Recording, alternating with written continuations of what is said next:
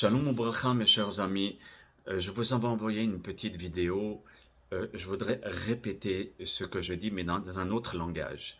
Vous savez qu'il y avait une dispute dans le désert à l'égard de Moshe Rabbeinu. On a commencé à le discréditer. Cet homme s'appelait Korah. Et il a monté 250 personnes, tous des chefs de tribu, des gens très cultivés, très intelligents, qui se sont opposés à Moshe Rabbeinu et ils ont commencé à le discréditer. Malheureusement, ils ont fini à être enterrés, les 250 et Korah. Maintenant, il y a un très très grand rave que je vous avais rapporté, le José Melouvlin. Le José Melouvlin, ça veut dire quelqu'un qui voyait, il était aveugle et pourtant il voyait des choses que nous, on ne pouvait pas voir. Et lui, il dit, je me souviens dans un ancien Gilgoul que j'appartenais à cette génération. Et il y avait des gens qui sont partis du côté de Korah et d'autres qui sont partis du côté de Moshe Rabbeinu. Moi, je me souviens, quelle partie je vais prendre?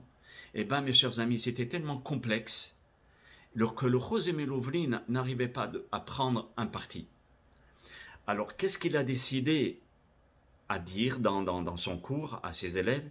Il a dit, par contre, jamais, mais jamais commencer à discréditer le Gadol.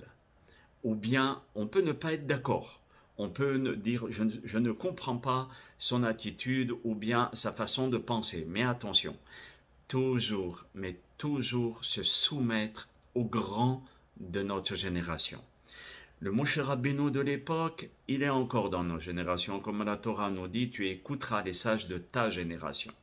Même s'il y a des discussions concernant le virus, est-ce qu'il faut, concernant ce virus, il faut faire le vaccin ou pas?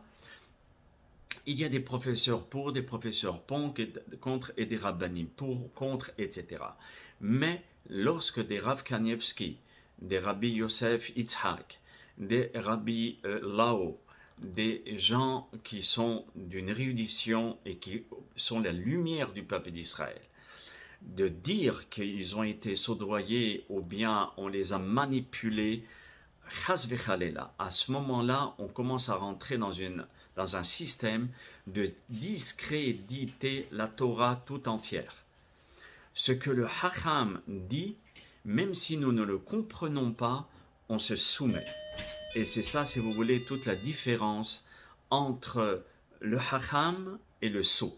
Il y a des messages même par des gens qui se disent Rav et qui discréditent ces grands maîtres. Alors, je vous demanderai de ne pas rentrer dans ce piège, même quelle que soit votre position, pour ou contre, ne discréditons jamais nos sages. Si le Rambam, on n'arrive pas à comprendre, on ne va pas dire le Rambam, il est faux, ou Rashi, il est faux. Il nous faut beaucoup, mais beaucoup de temps avant de les comprendre et beaucoup de sagesse. Donc, connaissons notre place et respectons les hommes de Torah, quelle que soit notre position. Bracha ve'atzlacha, mes chers amis.